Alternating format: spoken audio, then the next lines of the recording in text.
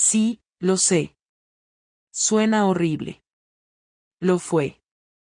Me acosté con otro hombre en la casa de la madre de mi marido, mientras él estaba fuera de viaje cuidando a esa misma mujer porque acababa de salir del hospital. No me siento orgullosa. Pero no puedo mentirte, en ese momento, no pensé en nada de eso. Solo pensé en mí. En lo que yo sentía. En lo que necesitaba. Y lo que necesitaba era escapar. Respirar algo que no oliera a rutina. Todo empezó 2 semanas antes, cuando Alejandro, mi marido, decidió pasar unos días con su madre en Bilbao tras una operación menor. Yo me quedé sola en casa, en Valencia, con el fin de semana por delante y una cabeza que no dejaba de dar vueltas. Llevábamos meses raros. Silencios largos, besos sin ganas, sexo que parecía más un trámite que un deseo. No éramos enemigos, pero tampoco pareja. Éramos 2 personas que compartían un piso y una hipoteca, y poco más. Así que cuando Marcos me invitó a tomar algo después del trabajo, no lo pensé demasiado. Marcos era uno de los arquitectos del estudio donde trabajo como administrativa. Alto, con esa barba perfecta y la voz grave que hace que te tiemble algo por dentro. Llevábamos meses tonteando, pero sin cruzar la línea. Hasta ese viernes. Fuimos a un barcito en Ruzafa, de esos con luz baja y mesas pequeñas donde parece que el mundo se encoge. Pedimos vermut, luego vino, luego otro. Hablamos de todo y de nada, pero había una electricidad en el aire. Y cuando me preguntó si quería ir a un sitio más tranquilo, no fingí sorpresa. Solo dije, ¿dónde? Y él, sin saberlo, selló mi destino. La casa de la madre de Alejandro estaba vacía porque él estaba con ella en Bilbao. Nadie nos vería entrar. Nadie sospecharía nada. Yo tenía las llaves, por si acaso, y Marcos tenía el descaro suficiente como para seguirme sin hacer preguntas. En el taxi no hablamos. Él me miraba como si ya supiera exactamente lo que iba a pasar. Yo, por dentro, me moría de nervios, pero también de algo que no sentía hacía mucho tiempo, emoción. Entramos, subimos las escaleras, y ni siquiera encendimos la luz. No hubo preámbulos. Ni dudas. Ni moral. Fue sexo directo, impulsivo, sucio, como si estuviéramos robándole algo al mundo. Como si tuviéramos permiso para olvidar quiénes éramos por una noche. Y mientras lo hacíamos, ahí, en la cama de una mujer de 70 años con las fotos de familia mirándonos desde las paredes, lo único que podía pensar era, ¿qué cojones estoy haciendo? Después, Marcos se vistió en silencio y se fue. Ni siquiera me pidió un vaso de agua. Yo me quedé allí, sentada en el borde de la cama, mirando el suelo. Me sentía vacía, pero no arrepentida. Todavía no. Eso vino después. Cuando Alejandro volvió, todo parecía normal. Me besó en la mejilla, me dio las gracias por quedarme en casa y me contó que su madre estaba mejor. Yo asentía, cocinaba, lavaba la ropa, y me guardaba el secreto como si fuera una bomba que llevaba escondida en el bolsillo del abrigo. Lo que no sabía es que esa bomba estaba a punto de explotar. 3 días después de que Alejandro volviera de Bilbao, fuimos a cenar con su hermana y su cuñado a su casa en Burjasot. Era sábado, hacía buen tiempo y yo intentaba comportarme como si nada hubiera pasado. Fingía interés en las anécdotas del hospital, en las fotos de la recuperación de su madre, en los chistes de su cuñado sobre las enfermeras. Me reía, asentía, cruzaba miradas cómplices con Alejandro cuando hablaban de cosas absurdas, y por dentro, solo pensaba en si alguien lo sabría ya. Me costaba comer. El vino me sabía a plástico. Me retorcía la servilleta en las manos cada vez que alguien mencionaba la casa de Bilbao, la misma donde yo había estado con otro hombre sin que nadie, ni siquiera yo, supiera por qué demonios me había arriesgado tanto. Volvimos a casa tarde y Alejandro quiso ver una película en la tablet mientras se metía en la cama. Yo fingí tener sueño y me quedé en el salón. Cerré la puerta, me serví un vaso de agua y me senté en el sofá a respirar. Cada vez que él me hablaba con cariño me sentía como una estafadora, pero cada vez que me acordaba de cómo me sentí con Marcos, pensaba que algo dentro de mí estaba roto. Ni siquiera me arrepentía todavía, solo estaba desorientada. Esa noche no dormí. A las 6 de la mañana, Alejandro bajó a la cocina en pijama. Llevaba el móvil en la mano y una cara que ya no era la suya. No dijo buenos días, ni me preguntó por qué estaba despierta. Solo se quedó de pie, a 1 metro de mí, mirándome. Me levanté enseguida, como si él fuera un desconocido y yo estuviera en peligro. Él levantó la mano, como para frenarme, y luego me la enseñó. En la pantalla del móvil había una imagen borrosa de Marcos bajando de un taxi delante del edificio de su madre. Eran las 3 de la madrugada. Al lado de él, yo. No había dudas. No era una sospecha. No era una interpretación. Era una imagen real, de las cámaras de la comunidad. Nunca supe que había cámaras ahí. Nadie me lo había dicho. Nunca me fijé. Pero ahí estábamos. ¿Quieres explicarlo tú o empiezo yo?, me preguntó, con una voz que no le había escuchado nunca. Me quedé en silencio. No se me ocurría nada. No tenía discurso preparado, no tenía mentira a mano, no tenía argumento. No lloré. No grité. Solo me quedé mirándolo, como si mi cerebro se hubiera apagado. ¿Quién es ese imbécil?, insistió, pero ya no parecía estar buscando una respuesta. Ya sabía quién era. Ya lo había conectado todo. Me senté otra vez. Alejandro no me lo permitió. Dio un paso hacia mí y soltó el móvil en la mesa, con fuerza, como si quisiera que se rompiera. ¿Y sabes qué es lo peor? Que fue en la casa de mi madre. En su puta casa, Carmen. No fue un hotel, no fue tu coche, no fue en otro sitio. Fue ahí. Donde crecí. Donde pasé noches cuidándola cuando estaba enferma. Donde tú dormiste tantas veces conmigo, donde comimos con mi familia. Donde guardamos cosas nuestras. ¿Y tú metiste a ese tío ahí? No supe qué decir. Nada iba a arreglar eso. Era inútil intentar explicar lo que ni yo entendía. Me hundí. Sentí el estómago vacío, los brazos dormidos, la garganta seca. Pero no lloré. Alejandro no me golpeó. No me insultó. Pero su mirada era como si me hubiera borrado. Como si, de pronto, yo ya no fuera nadie. Se apoyó en la mesa, cerró los ojos unos segundos, y respiró hondo. ¿Desde cuándo? Me costó responder. Pero sabía que si no decía algo, iba a ser peor. Fue solo una vez. Se rió. No un jaja de burla, sino una risa triste, cansada, como si ya lo hubiera oído antes. Claro. La frase de siempre. Solo una vez. Como si eso importara. Como si dijeras, no te preocupes, solo nos follamos una vez en la cama donde dormía tu abuela.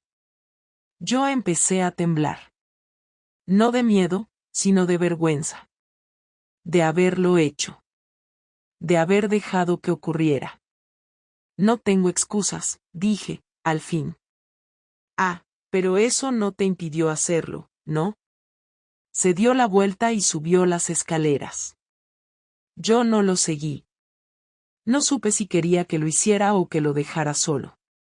Minutos después, escuché cómo cerraba la puerta del dormitorio con pestillo. No dormí esa noche tampoco. Ni la siguiente. El domingo, él no bajó a desayunar. Yo hice café. Puse la radio. Miré por la ventana como si fuera una película. No sabía qué iba a pasar. Pero supe que algo en él se había roto. Ya no era un enfado pasajero, ni una discusión fuerte. Era otra cosa. Una especie de desconexión irreversible. Por la tarde, bajó con una bolsa de deporte y el portátil. Me voy al piso de mi hermano unos días. Necesito pensar. ¿Puedo hacer algo? Tarde. Y se fue.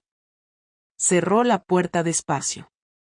No pegó portazos, no gritó, no hizo nada de lo que esperaba.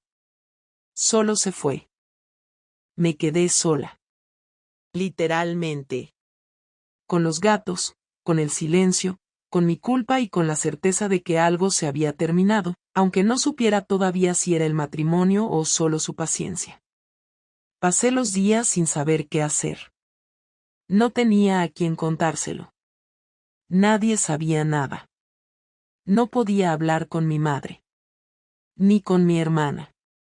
Mis amigas creían que seguía todo bien. Y yo no podía soltar, de golpe, me acosté con otro. Mi marido lo descubrió. Me dejó sola. Porque no quería oír el juicio en sus voces.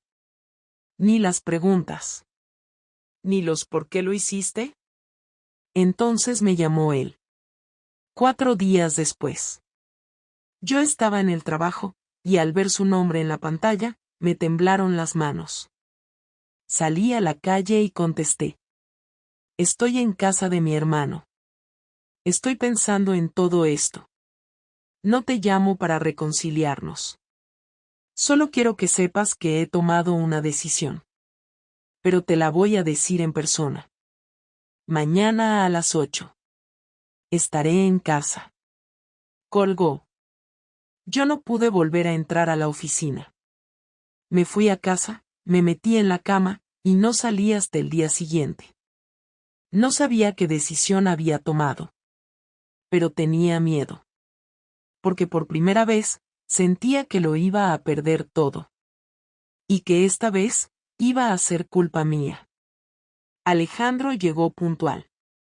A las 8 en punto escuché el ruido de las llaves en la puerta, el mismo sonido de siempre, pero esta vez me dio un vuelco el estómago. No llevaba maletas, solo una mochila y la cara más seria que le había visto nunca. No me miró al entrar.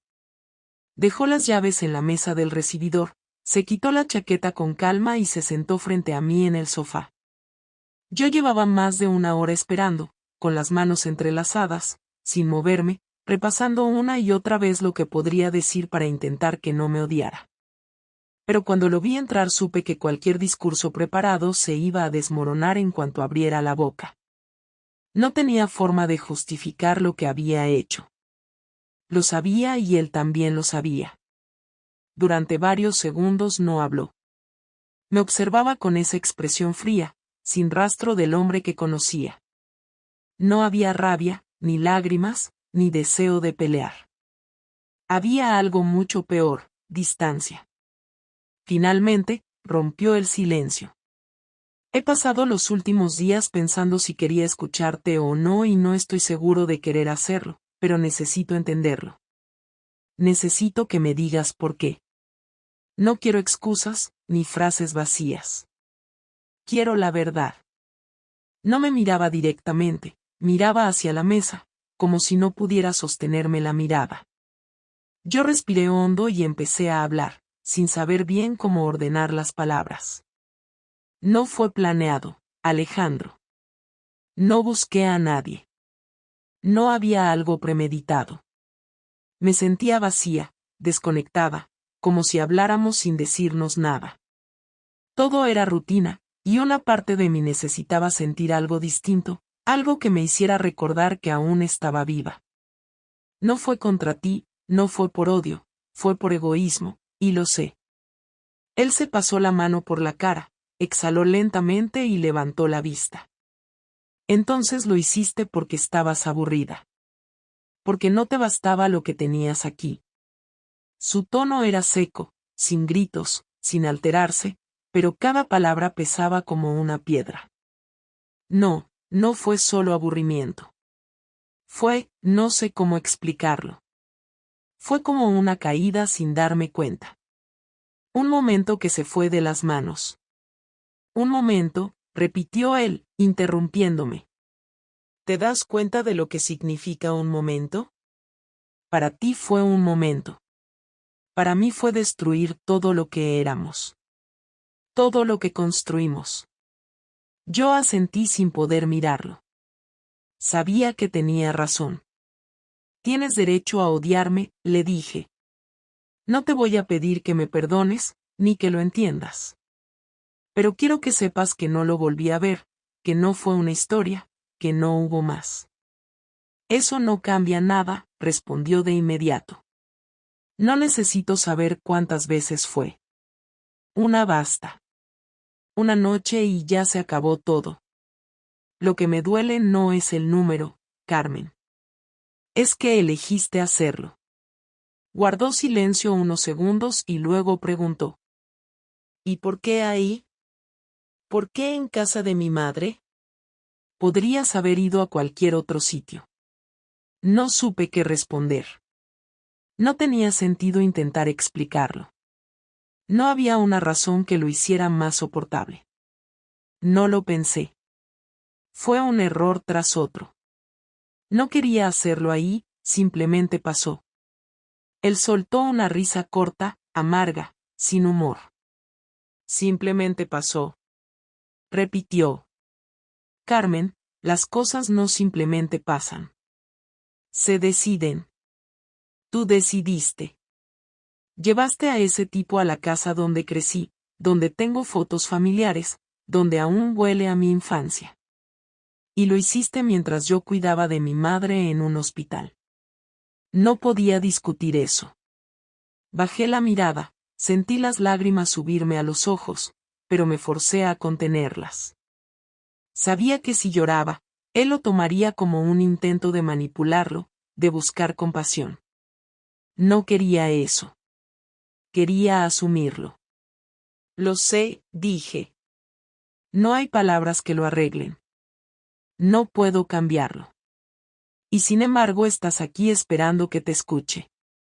No espero que me escuches. Solo que me dejes hablar. Él asintió despacio, cruzó los brazos y me miró fijamente, como si me invitara a seguir. Te he sido fiel toda mi vida, continuó. Nunca miré a nadie más. Nunca. Y no porque no pudiera, sino porque no quería. Porque pensaba que no hacía falta buscar fuera lo que tenía en casa. Pensaba que tú sentías lo mismo. Lo sentía, le interrumpí. Lo sentía, Alejandro. Pero algo cambió, y no supe cómo detenerlo. No supe cómo decirte que me estaba apagando. No quise herirte, pero te herí igual, y peor. Se inclinó hacia adelante, apoyando los codos en las rodillas. ¿Y de qué te sirvió? ¿Te sientes mejor ahora? ¿Te sientes más viva? No, respondí. Me siento vacía. Perdida. Me siento como una idiota que destruyó su vida por algo que no valía nada. Por fin estamos de acuerdo en algo. Se levantó del sofá y empezó a caminar por el salón. No sé qué hacer contigo, Carmen. Una parte de mí quiere echarte de esta casa y no volver a verte nunca más. Otra parte, se detuvo un momento, otra parte no puede hacerlo. No aún. No sé si por costumbre o por lo que fuimos. Yo me levanté también. No quiero que decidas nada ahora. Quiero que hagas lo que necesites para no odiarte a ti mismo después. Si necesitas irte, hazlo. Si necesitas gritar, grita. Si quieres divorciarte, lo aceptaré. Pero no quiero que tomes una decisión solo por el impulso de hacerme daño. Alejandro me miró como si no entendiera quién estaba hablando. No te hagas la racional, Carmen. No puedes hablar de decisiones correctas después de lo que hiciste. Lo sé. pero tampoco quiero esconderme detrás del drama. Lo hice, está hecho, y lo único que puedo hacer ahora es asumirlo. Se acercó lentamente hasta quedar a un paso de mí. Podía sentir su respiración, el olor de su piel, el mismo que me había acompañado tantos años. Me miró a los ojos, sin pestañear. ¿Le dijiste que estabas casada? Sí. ¿Y aún así lo hiciste? Sí. Entonces no solo traicionaste lo nuestro, también te rebajaste tú. Tragué saliva. Sentí el golpe, pero no respondí.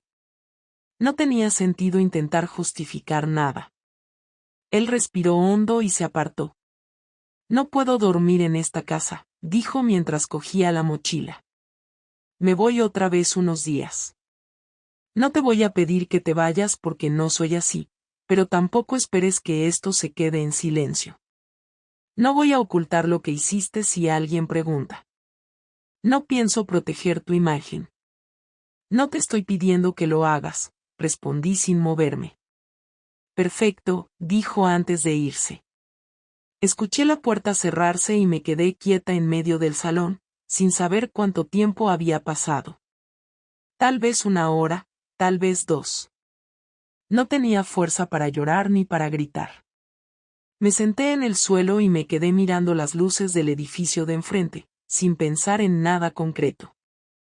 Los días siguientes fueron una mezcla de silencio y vergüenza. Alejandro no volvió a dormir en casa. Me escribió un mensaje el martes para decirme que pasaría por la tarde a recoger ropa y documentos. Cuando llegó, no cruzamos palabra. Entró, fue directo al armario, metió todo en una maleta y se fue. Ni un reproche, ni una mirada, nada. Ese silencio dolía más que cualquier insulto. Era el silencio de alguien que ya no te ve como persona. Esa noche, su hermana me llamó. No sé si él le había contado algo o si simplemente notó algo raro, pero su tono era seco. Me preguntó cómo estaba Alejandro, y le respondí que necesitaba espacio. Ella me dijo que lo había notado extraño y que no quería meterse, pero que esperaba que no fuera otra mujer. La ironía me dejó sin aire. Le aseguré que no había nadie más, y colgué rápido antes de quebrarme. A la mañana siguiente, encontré una nota en la mesa. Estaba escrita a mano, algo que Alejandro no hacía desde hacía años. Decía, voy a quedarme en el piso de mi hermano. No sé cuánto tiempo. No quiero hablar contigo, pero quiero que sepas que no pienso arruinarte la vida. Te deseo que encuentres lo que creías que te faltaba. No te odio, pero ya no confío en ti. Leí esa frase al menos 20 veces. No te odio, pero ya no confío en ti. Era peor que un insulto. Significaba que no había vuelta atrás. Que lo nuestro había muerto de verdad. Pasaron los días y yo seguía sin entender cómo habíamos llegado hasta ahí. No me veía como una mala persona, pero me había convertido en una. Me daba miedo pensar que, si retrocediera en el tiempo, probablemente volvería a hacer lo mismo, solo por sentir algo distinto, aunque solo fuera por un instante. Y ese pensamiento me asustaba más que todo lo demás. Alejandro no volvió a llamar en toda la semana. El silencio se hizo rutina. Y lo peor es que, dentro de ese silencio, empecé a notar algo en el que no entendía, calma. Como si ya estuviera tramando algo que yo aún no sabía. Y cuando lo descubrí, entendí que no había terminado conmigo, ni mucho menos. Apenas estaba empezando. Durante los primeros días después de aquella última conversación, lo único que me mantenía con cierta estabilidad era la rutina del trabajo. Entraba a las 8, salía a las 5, y en medio de eso me refugiaba en tareas insignificantes para no pensar. Nadie en la oficina sospechaba nada, no había lágrimas, ni muestras de que mi vida personal se estaba desmoronando.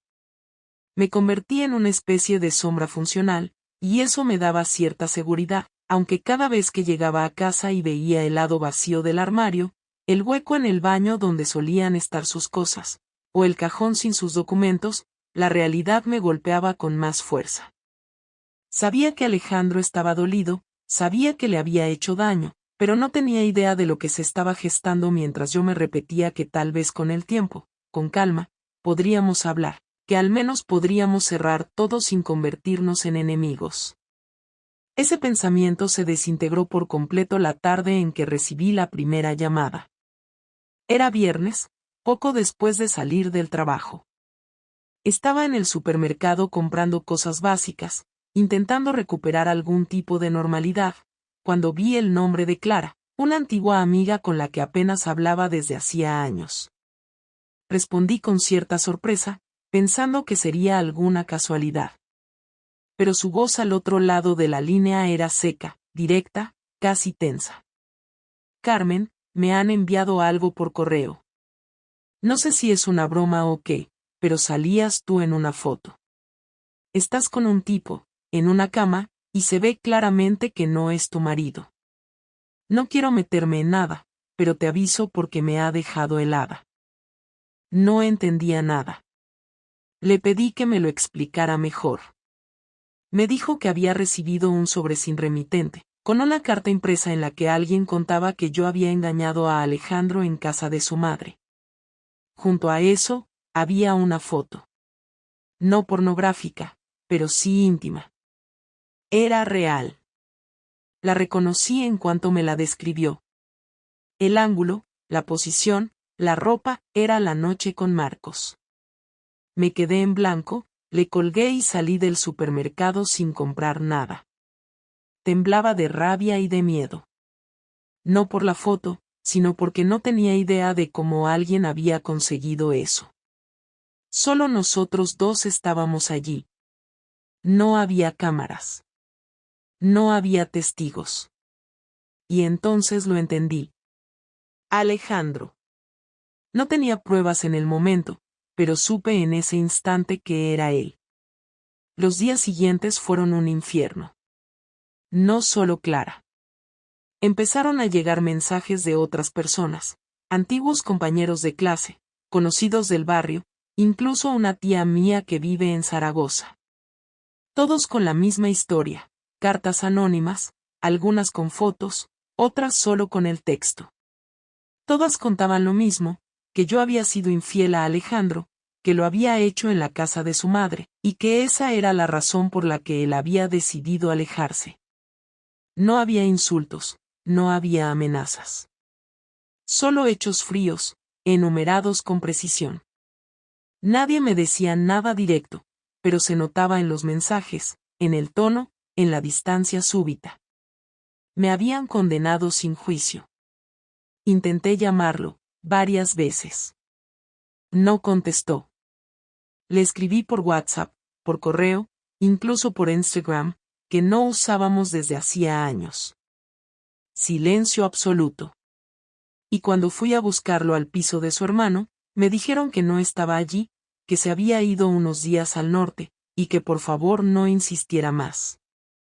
Esa fue la gota que colmó el vaso.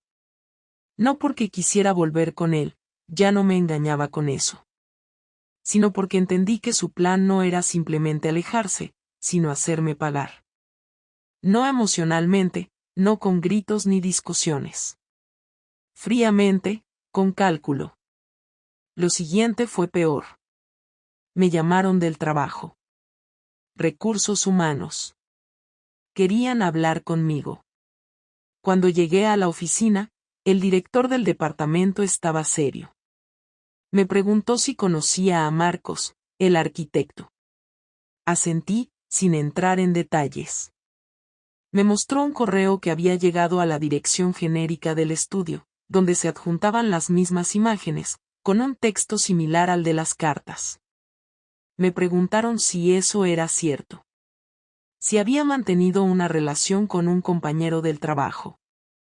No me despidieron, pero la tensión fue insoportable. Me movieron de área, me alejaron del equipo de proyectos y me dejaron con tareas administrativas menores.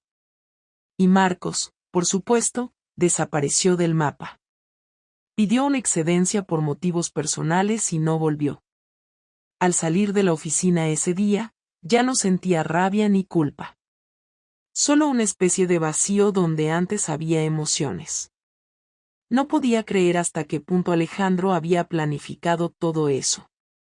Había recopilado pruebas, había hecho copias, había enviado sobres a personas clave, todo sin levantar sospechas, sin un solo enfrentamiento directo.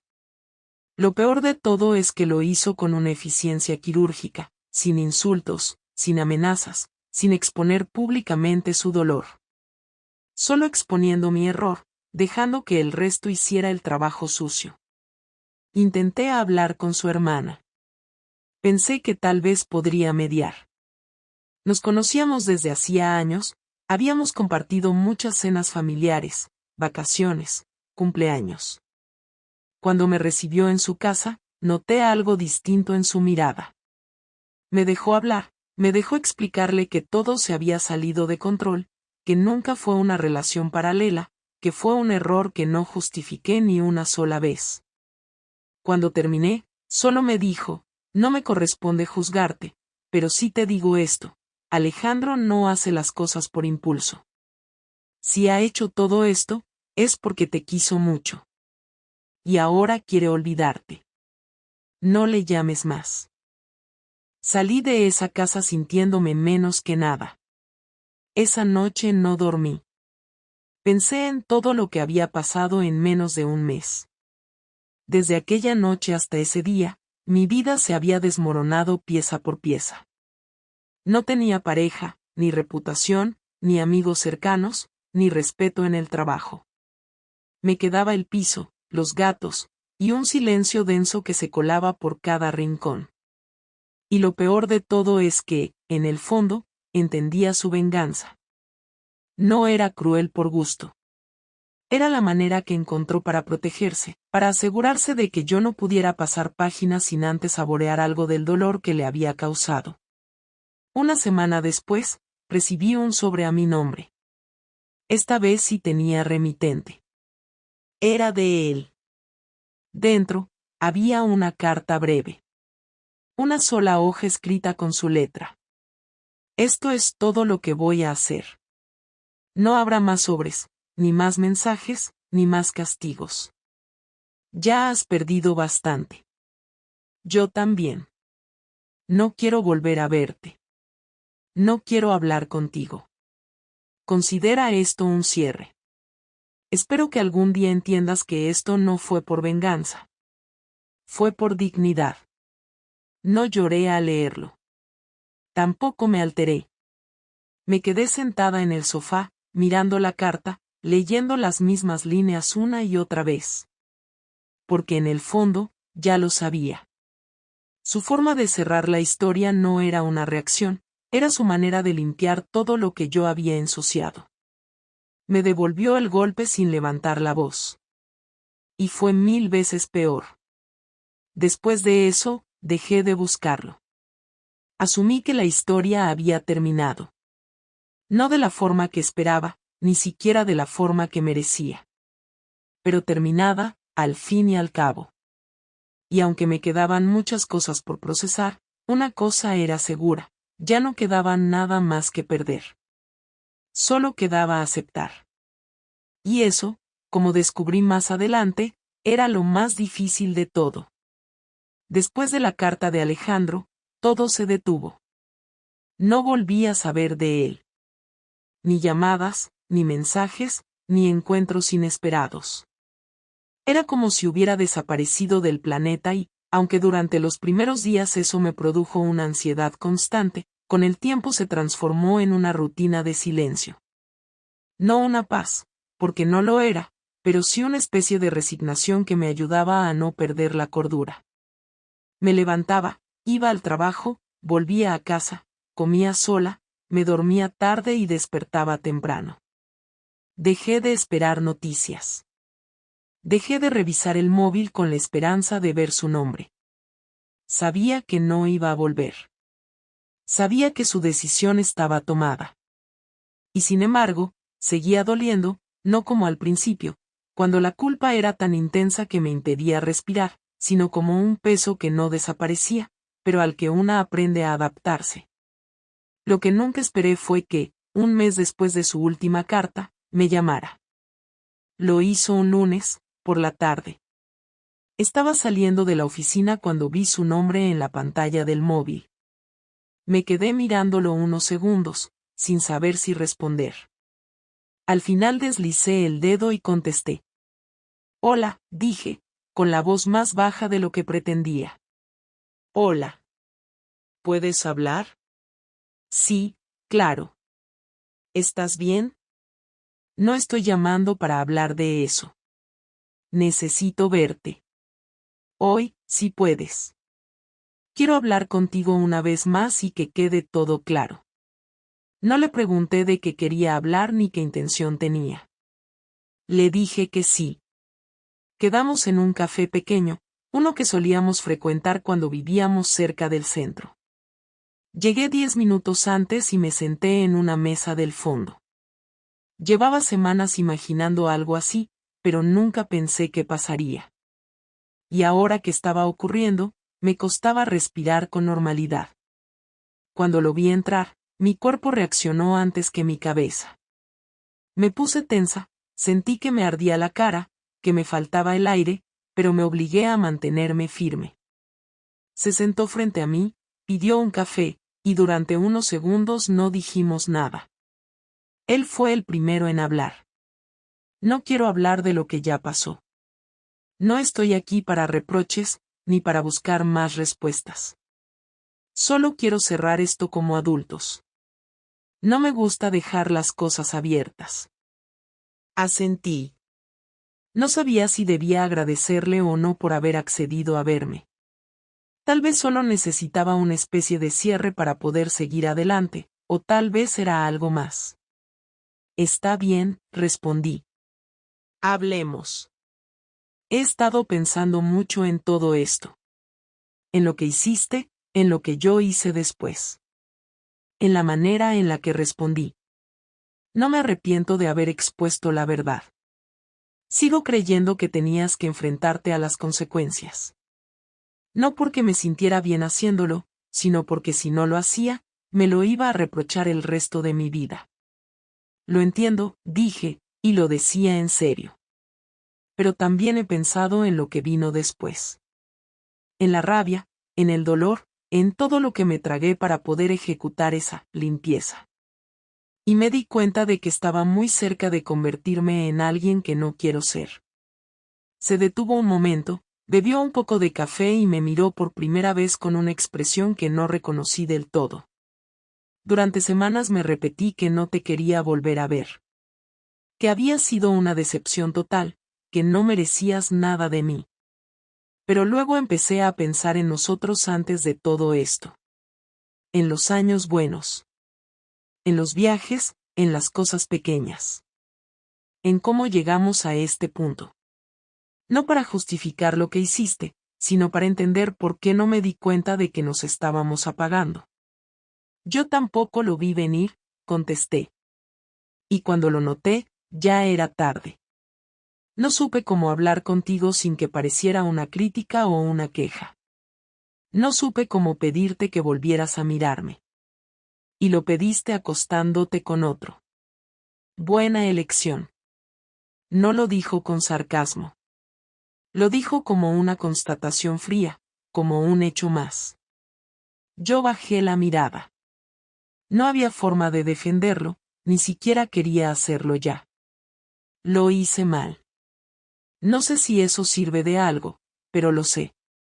No sirve de nada, dijo. Pero al menos es algo. El camarero se acercó a preguntar si queríamos algo más. Negamos los dos. Alejandro aprovechó para sacar una carpeta del bolso que había traído. La puso sobre la mesa, la giró hacia mí y la empujó lentamente. Es el borrador del acuerdo de separación. Lo he revisado con un abogado, pero puedes llevarlo a uno si quieres. No quiero que esto sea una guerra legal. No quiero quedarme con nada que no me corresponda. Tú te quedas con el piso.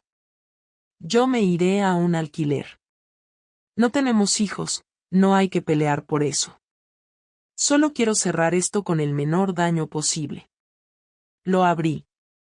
Era claro, directo, sin trampas. Lo había hecho bien.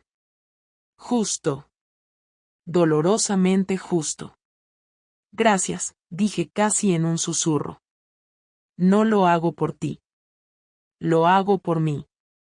Porque no quiero pasar los próximos años odiando a alguien con quien compartí media vida.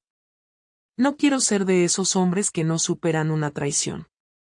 Quiero cerrar esto sabiendo que, aunque me jodiste, no me convertiste en otra cosa. Levanté la vista y me obligué a mirarlo a los ojos. Me costó. Me pesaban los párpados, me dolía el pecho, pero lo hice. ¿Crees que algún día podré pedirte perdón y que suene sincero? Puedes pedírmelo ahora si quieres, pero no va a cambiar nada. El perdón no siempre es una puerta. A veces es solo una señal de que se acabó. Lo siento, dije con toda la honestidad que fui capaz de reunir. Él asintió. No dijo lo sé, ni yo también. Solo asintió. No soy la misma persona desde aquello, añadí. Yo tampoco, respondió. Pero la diferencia es que tú elegiste cambiar así. Yo solo reaccioné. Hubo un silencio largo. Las mesas alrededor seguían con sus propias conversaciones, el ruido de fondo era constante, pero nosotros estábamos como aislados. Dos personas que ya no eran pareja, que no se amaban, pero que todavía compartían una historia lo suficientemente intensa como para necesitar esta última escena. ¿Vas a volver a empezar con alguien más? Pregunté sin saber muy bien por qué. No lo sé. Por ahora solo quiero estar tranquilo. Volver a sentirme bien conmigo mismo. Y tú deberías hacer lo mismo. No te lo digo con rencor. Pero si no aprendes de esto, lo vas a repetir. Asentí. Tenía razón. Se levantó, dejó el dinero del café sobre la mesa y me miró por última vez. Cuídate, Carmen. Tú también, Alejandro. Se fue sin abrazos, sin besos, sin lágrimas. Solo se fue. Yo me quedé sentada con la carpeta frente a mí, sintiendo que algo se había cerrado de verdad. Por fin. No quedaban palabras pendientes. No quedaban promesas rotas ni verdades a medias. Solo quedaba un silencio distinto, menos violento, más soportable. El que viene después de haberlo perdido todo, pero habiendo entendido por qué. Y eso, aunque no alivia, al menos aclara. Firmamos el acuerdo una semana después de aquella última conversación. Lo hicimos en una notaría pequeña, sin drama, sin discusiones, sin familia presente. Llegamos cada uno por separado, leímos los papeles, firmamos en silencio y salimos por la puerta sin mirar atrás. Alejandro me dio la mano al despedirse, como si cerráramos un trato de negocios y no una historia de más de una década. No hubo abrazos, ni palabras cariñosas, ni un cuídate final. Ya no quedaba nada de eso. Solo la firma en unos documentos que certificaban oficialmente que lo nuestro había terminado. Cuando me subí al coche, no lloré. No me sentí liberada, pero tampoco destrozada. Lo que sentí fue una mezcla rara de alivio y pérdida. Alivio porque por fin todo había quedado claro. Pérdida porque, aunque ya no quedara amor, perder a alguien con quien compartiste tanto siempre deja un hueco que no se llena tan fácilmente. No me fui directa a casa.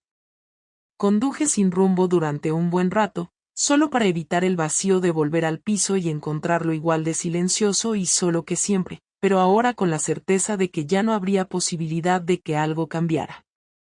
Durante ese trayecto pensé mucho en todo lo que había pasado, en cómo había comenzado todo, en cómo me había dejado arrastrar por una necesidad mal gestionada y por una falta de comunicación que jamás me atreví a enfrentar. Pensé también en todo lo que Alejandro había hecho después, en la forma en que decidió vengarse, no con violencia, sino con frialdad, y entendí que no lo hizo por despecho, sino por una necesidad de proteger su orgullo, su nombre, su historia. Quería que todos supieran lo que yo había hecho, no para castigarse a sí mismo con el escarnio público, sino para que nadie pensara que él lo permitió sin hacer nada. Y aunque me dolió profundamente, no podía culparlo por eso. Durante las semanas siguientes me dediqué a rehacer algo de mi vida. Empecé a ver a una terapeuta. Me costó admitir que necesitaba ayuda, pero era evidente que no podía seguir funcionando con normalidad.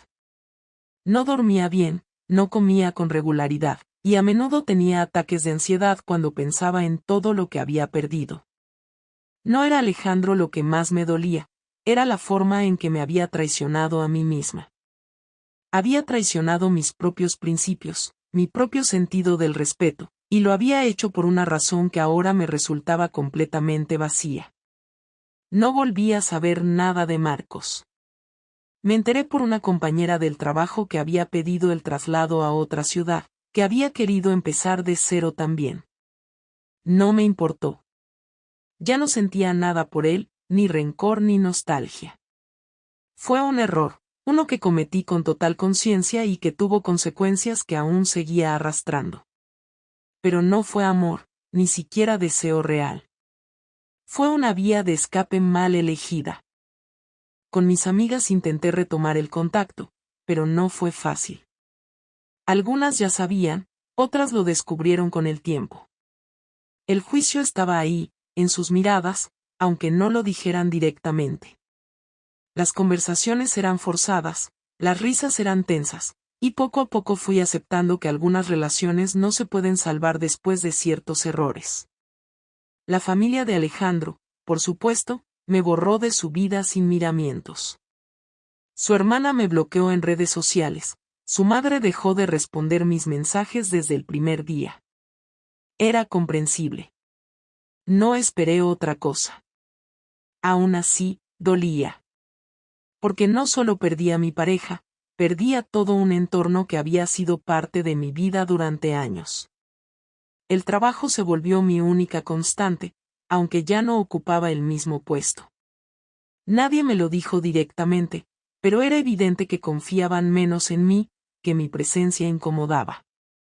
Nadie me acusó, nadie me miró mal de forma abierta, pero las oportunidades dejaron de aparecer, los proyectos importantes dejaron de llegar a mi escritorio, y entendí que, aunque me mantuvieran en plantilla, no querían que siguiera siendo una figura visible. Acepté esa realidad como una más de las consecuencias de lo que había hecho. Porque si algo aprendí en todo este proceso, es que los errores no se pagan solo con lágrimas. Se pagan con el tiempo, con el desgaste, con la pérdida de cosas que no se recuperan solo por arrepentirse. Empecé a reconstruirme desde lo mínimo. Volví a leer, retomé el hábito de escribir en un cuaderno, algo que no hacía desde que era adolescente. Empecé a caminar cada mañana, no para mantenerme en forma, sino para ordenar la cabeza. Algunos días me sentía fuerte, con ganas de avanzar. Otros días me costaba levantarme de la cama.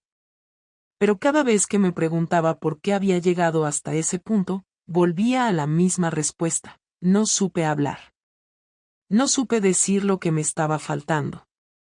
No tuve el valor de enfrentarme al deterioro de mi matrimonio y buscar una solución antes de romperlo desde dentro.